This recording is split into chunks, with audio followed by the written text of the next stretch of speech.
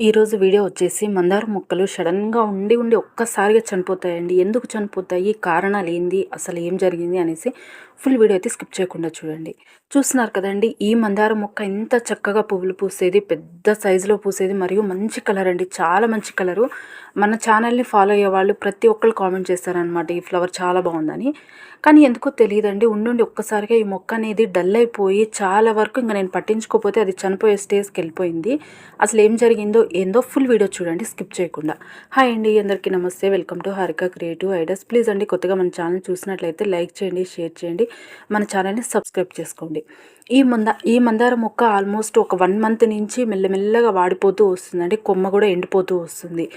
ఎందుకు అనేసి నేను వారానికి ఒకసారి మనం ఎట్లా మన గార్డెన్లో అన్ని రకాల పోషకాలు కలిపి ఇస్తూ ఉంటాం కదా, అదేవిధంగా దీనికి కూడా ఇస్తూ వచ్చాను. కానీ అది అనేది యాక్సెప్ట్ చేయట్లేదు. దానిలో ఎటువంటి ఎదుగుదల అనేది కనిపించలేదండి.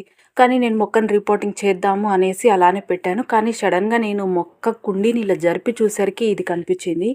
ఇది వచ్చేసి జలగ అండి. ఇది కానీ మన మొక్కలకి పట్టుకుందంటే ఇంకా చనిపోయేంత వరకు వదిలిపెట్టవు. మొక్కలో ఉన్న బలాన్ని మొత్తం తీసుకుంటాయి. అదేవిధంగా కుండీలో వేర్లు కూడా కొరికేస్తాయి. ఎక్కువ కొరికేయడం వల్ల కూడా మొక్క కూడా మెల్లమెల్లగా నీరసించి చనిపోతుంది. ఇది మన గార్డెన్లో లేదు. కానీ ఎలా వచ్చిందంటే, నేను రీసెంట్గా నర్సరీ నుంచి మొక్కలు తీసుకొచ్చాను.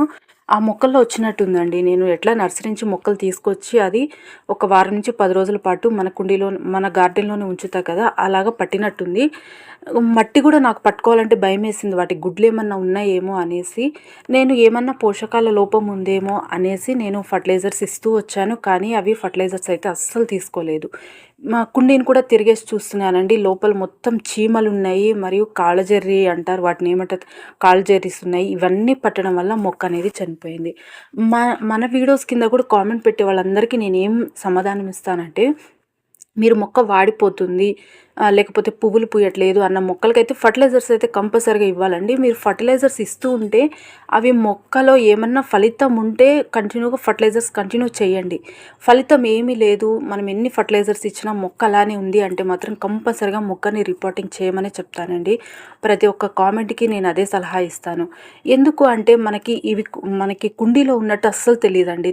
తెలియకుండా మెల్లమెల్లగా చంపేస్తుంది మొక్కని. మా పైన ప్రాబ్లమ్, మొక్క పైన ఏమన్నా ప్రాబ్లం ఉంటే మనం ఏమన్నా చేయగలం. కానీ ఇట్లా మనం ఎన్ని ఫర్టిలైజర్స్ ఇచ్చినా ఇవి తీసుకొని ఇవి బలంగా తయారవుతాయి. ఇంకా కుండీలో నుంచి వదలవు, గుడ్లు పెట్టేస్తాయి. కాబట్టి కంపల్సరిగా తీసుకోవట్లేదు, రియాక్ట్ అవ్వట్లేదు. మొక్క ఎలా ఉంది అలానే ఉంది, ఇంకా నీరసించిపోతుంది. మనము ఫర్టిలైజర్స్ ఎక్కువ ఇస్తున్నా సరే ఇంకా నీరసించిపోతుంది అంటే మాత్రం కంపల్సరిగా మట్టిలో ప్రాబ్లం ఉన్నట్టండి. వేరు కుళ్ళిపోతుందని అర్థము, లేకపోతే ఇలాంటి పురుగులు ఏమన్నా అటాక్ అయినాయి అని అర్థం అనమాట. ఇది చూస్తున్నారు కదా, ఇది వచ్చేసి మందార మొక్క. ఇది ఆకులన్నీ ఎల్లో కలర్ అయిపోయిందండి. దీంతో పాటు ఇంకొక మొక్క కూడా ఇలానే అయిపోయింది. దీనికి ఇచ్చే ఫర్టిలైజర్స్ ఆ మొక్కకు కూడా ఇచ్చాను. కానీ ఇప్పుడు చక్కగా ఆకులన్నీ పచ్చగా అయిపోయి మొత్తము ఫ్లవరింగ్ కూడా స్టార్ట్ అయిపోయింది. కానీ ఈ మొక్క మాత్రం ఇలానే ఉంది.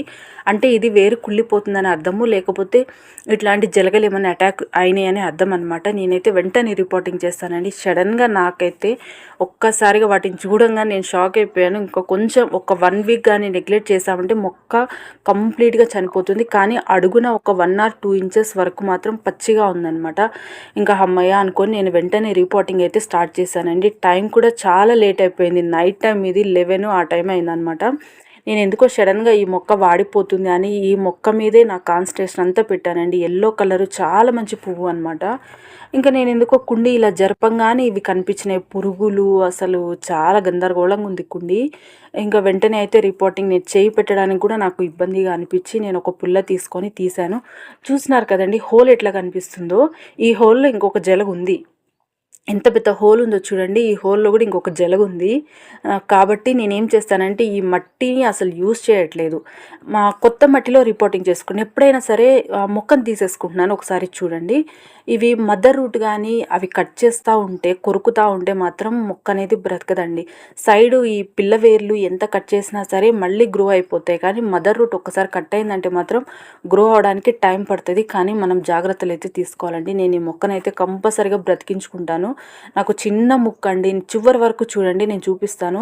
వీలైనంత వరకు షేర్ చేయడానికి ట్రై చేయండి. చాలామంది మేము ఎన్ని ఫర్టిలైజర్స్ ఇస్తున్నాము, మొక్క ఎదగట్లేదు, అలానే ఉన్నాయి, మీరు ఇచ్చే ఫర్టిలైజర్స్ మంచివా కాదని చాలామంది డౌట్ పడతారండి. కానీ ప్రాబ్లం అనేది మన కుండీలోనే, మన మొక్కలోనే ఉంటాయి. కొన్ని మొక్కలు ఏంటంటే మనం ఓవర్ ఫర్టిలైజర్ ఇవ్వడం వల్ల కూడా, ఓవర్ వాటరింగ్, ఫర్టిలైజర్ కాదండి, ఓవర్ వాటరింగ్ చేయడం వల్ల కూడా ఆ వేర్ అనేది కుళ్ళిపోతూ వస్తుంది. దానివల్ల కూడా మొక్క అనేది చనిపోతుంది. ఈ కుండీ చూడండి, నేను ఎన్ని ఎక్కువ డ్రైనేజ్ హోల్స్ పెట్టుకున్నానంటే, నా ప్రతి ఒక్క కుండీలో ఇదే విధంగా ఉంటుంది డ్రైనేజ్ హోల్స్. కుండీని మొత్తం తిరిగేసి చూపిస్తున్నాను చూడండి. మొత్తం చీమలు కూడా కాదండి, ఒక టైప్ ఆఫ్ పురుగులు అనమాట అవి. ఆ పురుగులు మొత్తం తిరుగుతున్నాయి. అదేవిధంగా జలగా వ్యర్థాలు అవి అక్కడ మీకు గ్రీన్ కలర్లో కనిపిస్తున్నాయి కదా సైడు, అవి వచ్చేసి జలగ వ్యర్థాలు.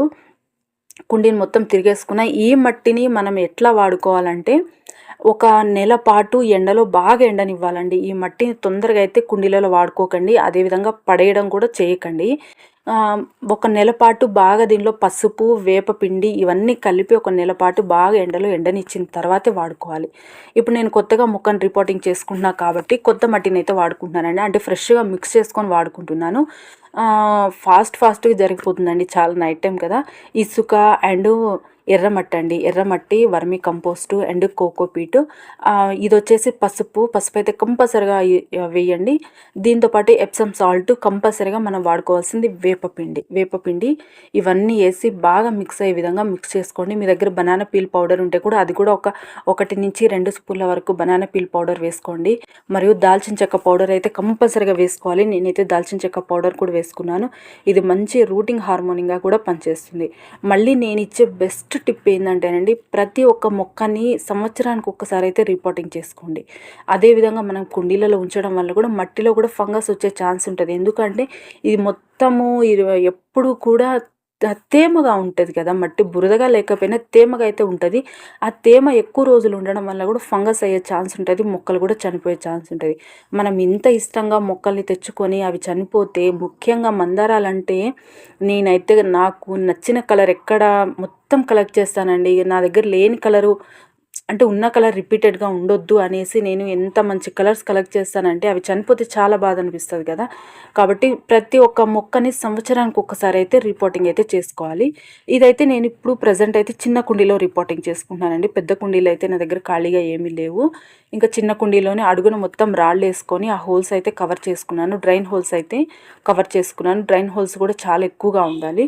మొక్కనైతే పెట్టేసుకొని మళ్ళీ మట్టి అయితే నింపుకుంటానండి. మట్టి మాత్రం కంపల్సరిగా కుండీ నిండుగా నింపుకోవాలి. ఎందుకంటే మనం ప్రతిరోజు వాటరింగ్ చేస్తాం కాబట్టి మట్టి అనేది దిగుతూ వస్తుంది. కాబట్టి ఇది కూడా చాలా లైట్ వెయిట్ మట్టి, మన గట్టి మట్టిలో కూడా మనం రిపోర్టింగ్ చేయట్లేదు, చాలా మెత్తడి మట్టి కాబట్టి దిగిపోతూ ఉంటుంది. కాబట్టి కుండీ నిండుగా అయితే మట్టి వేసేసుకున్నాను. వేసుకున్న తర్వాత ఈ ఇరిగిపోయిన కొమ్మ చూస్తున్నారు కదా, ఆ కొమ్మనైతే కంపల్సరిగా కట్ చేసుకోవాలండి. ఇంకా అట్లానే పెట్టేసుకున్నా సరే ఆ ఫంగస్ కుండీకి మొత్తము, ఆ మొక్క మొత్తం స్ప్రెడ్ అయిపోతుంది. కాబట్టి నేను దీన్ని అయితే కట్ చేసుకున్నా. ఎంతసేపు కట్ చేసినా కూడా కట్ అవ్వట్లేదండి. ఆ మొదలు దగ్గర హార్డ్గా ఉంది, కాండం బలంగా ఉంది కాబట్టి ఆ కొంచెం పాటన్న బతికింది, లేకపోతే మొత్తం అనేది చనిపోతూ ఉంటుంది. మీరు కంపల్సరిగా నేను చెప్పిన జాగ్రత్తలన్నీ ఫాలో అవ్వండి. ఫుల్ వీడియో అయితే చూడండి. మీరు మొక్కలు ఇట్లా మనము చనిపోకుండా బ్రతికించుకోవాలి అంటే మాత్రం కంపల్సరిగా ఎటువంటి చిన్న ప్రాబ్లం ఉన్నా రిపోర్టింగ్ చేయడం మాత్రం మర్చిపోకండి. రిపోర్టింగ్ చేసిన ప్రతి మొక్క కూడా ఫ్రెష్ మట్టిలో రిపోర్టింగ్ చేయండి. అంటే ఆల్రెడీ ఒక కుండీలలో మొక్కలు చనిపోతే ఆ కుండీలో మట్టిని తీసుకొచ్చి దీనిలో అయితే వేయకండి. ఏ కుండీలో అయినా మొక్కలు చనిపోయినా ఆ కుండీలో ఉన్న మట్టిని 1 నెల రోజుల పాటు ఎండలో ఎండపెట్టండి.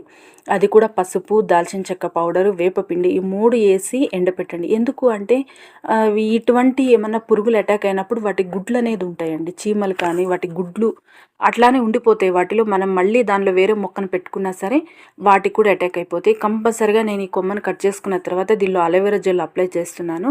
అలోవెరా జెల్ కానీ, పసుపు కానీ, దాల్చిన చెక్క పౌడర్ కానీ, లేకపోతే సాఫ్ ఫంగిసైడ్ కానీ ఏదో ఒకటి కంపల్సరిగా అయితే ఇది అనేది దీనికి మనము అప్లై చేసి పెట్టాలండి. అట్లానే వదిలేసామంటే మనం వాటర్ చేసేటప్పుడు ఆ కొమ్మలోకి వాటర్ వెళ్ళిందంటే మెల్లమెల్ల కుళ్ళిపోయి చనిపోతుంది.